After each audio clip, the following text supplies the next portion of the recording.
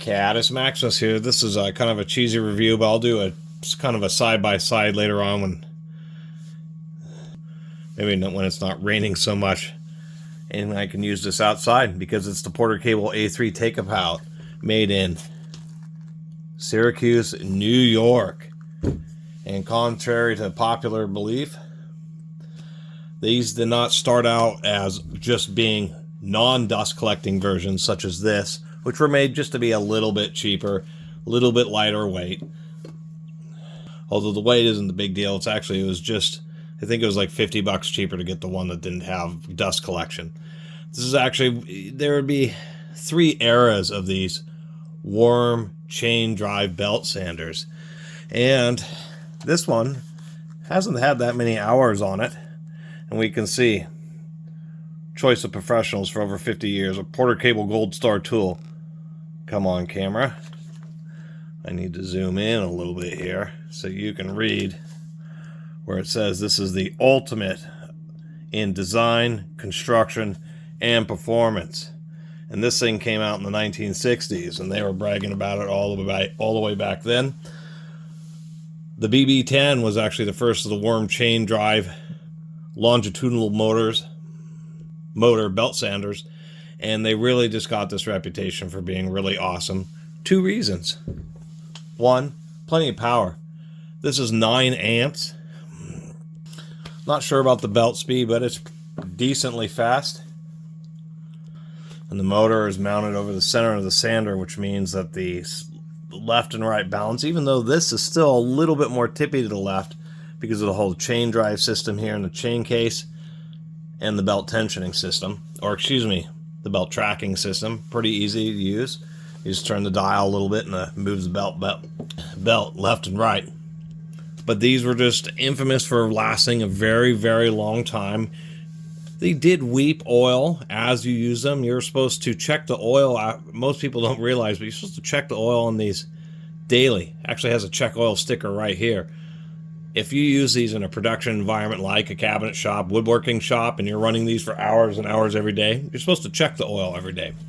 It's actually pretty easy to check the oil, even though it gets confusing because there's 2 oil ports. You actually fill until it runs out of the bottom port. But since it has to be sitting on a surface like this, it's a little awkward to try to get a funnel or something into that hole. So you actually remove both these screws.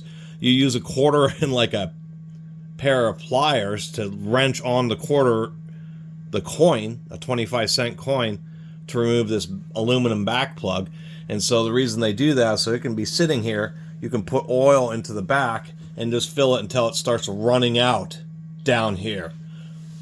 One common issue, besides blowing out the gears because it's been run dry and then the gears grind themselves to death, is people will fill to the bottom of this port, and that will be like way too much oil, and then it blows out and folds the old seals in these, and then it just dumps oil everywhere. It's horrific. Give this a little run.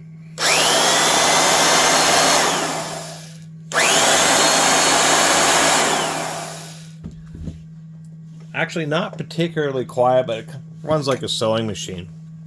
Another misconception about these is that they're entirely oil filled, meaning both this side case and the gearbox, and that's not true. It's actually a really small gearbox. It doesn't take much oil. I mean, we're talking a few cc's of oil. I mean, maybe 5 or 10 tablespoons. This is the chain case. It's also a reduction. We have a smaller sprocket here and a larger sprocket here. So you have a worm drive gear to transfer the power here through a worm gear to a chain sprocket, which then transfers power down to the drive tire or drive wheel. So the little worm gear case is oil filled, but it's actually just grease under this cover. And anybody who has BB-10s or these A3s, or even think the newer 503s, which I actually have one of, buried somewhere, that is a dust collecting version.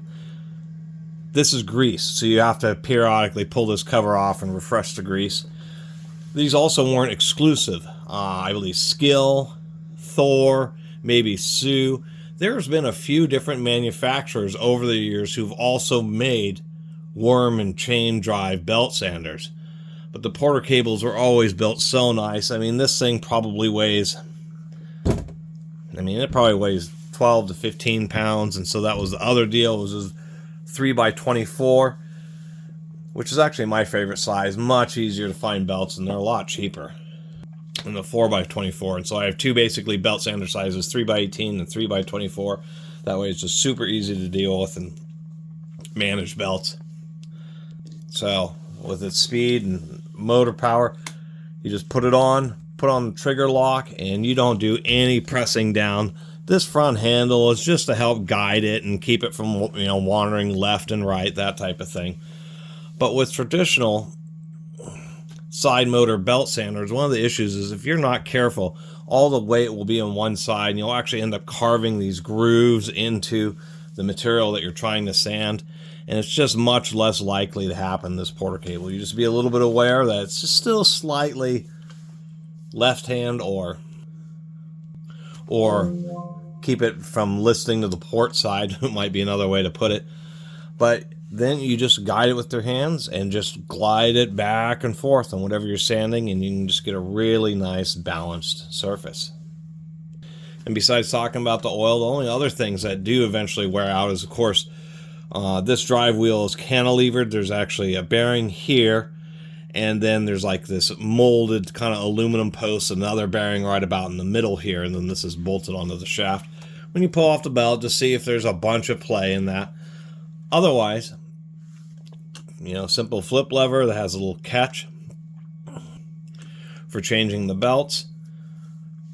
Huge fan, actually does pull air through the back of the sander to help cool the gearbox, but of course most of it's running through the motor.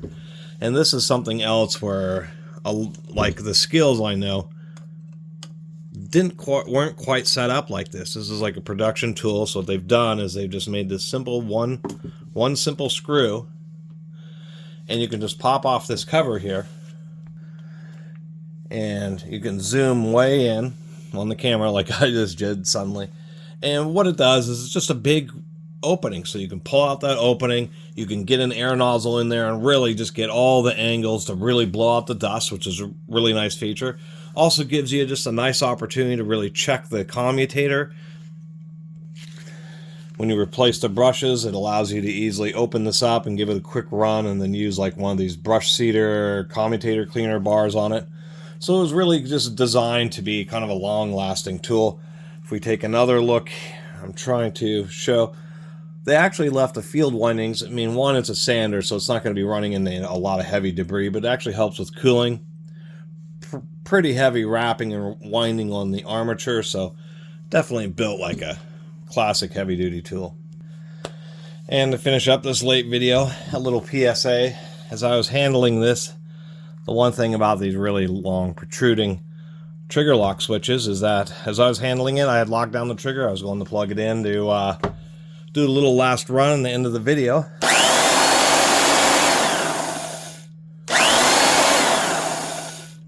As soon as I connected, I heard it start to go, and I unplugged it. It was like a fraction of a second, but nonetheless, I had it on my table. Sucked in a chunk of my, these were a leather, this was a welding apron. So I'll have to get another one, but just a fraction of a second, pulled in a fold of the leather right in there. I was kind of worried I would have bent that axle, or maybe even bent the spindle, but taking a close look, it actually appears to be okay, just because, probably because it was just for a fraction of a second, but still that was enough to get it pretty darn tangled. So much, there was enough friction here to where I was tearing the leather trying to pull it out. So I had to cut it off so I could use a wrench and actually twist it around. And so a little word of caution, of course, belt sanders will run away from you. And the second thing they'll do is suck things up. If you are using the sander and you have a tuft of a flannel or something get caught up in there, it's just going to suck it right in. Kind of easy to forget about with a belt sander, but they can also be tools that can be of concern, especially long hair. You always have your hair tied back. But anyway, that number you're seeing is the $18 that I paid for this. And really you need an inspection camera, but you can just get in there with the flashlight and both see, not the worm gear is actually hardened steel.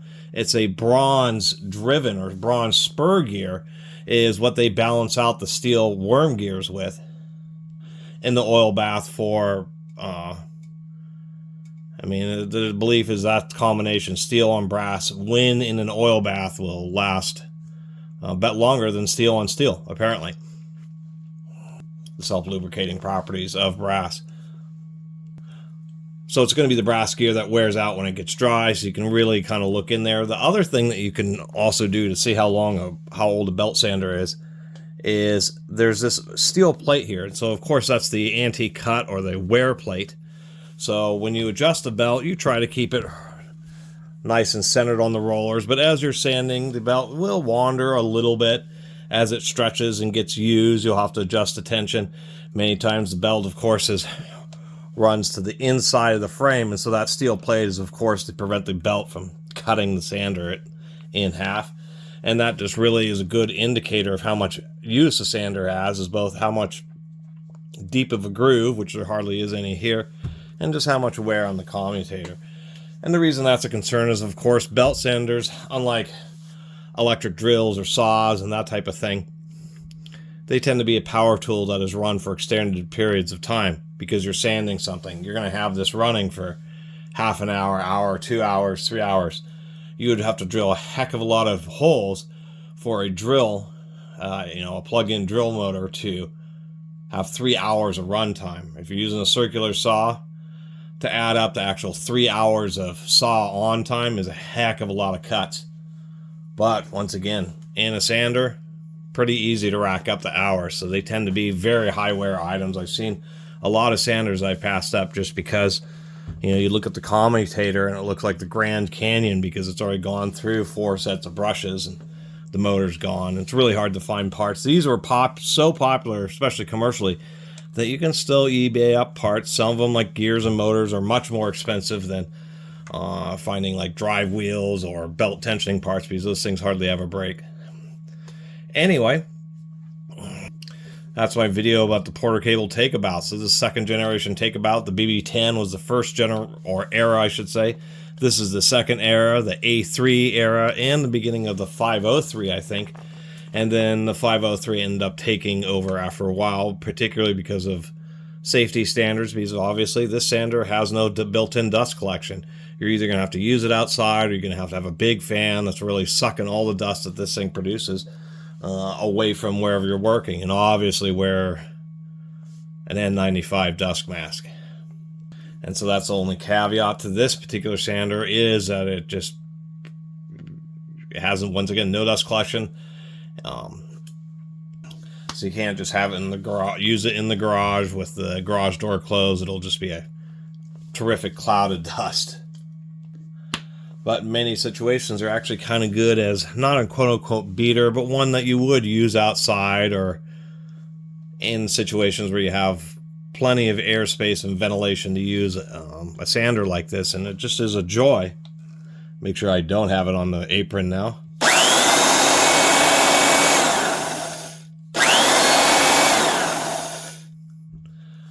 Just to run one of these sanders. Pretty quiet, but if I'm running this a long time, I'd still wear some earplugs. Anyway, thanks for watching.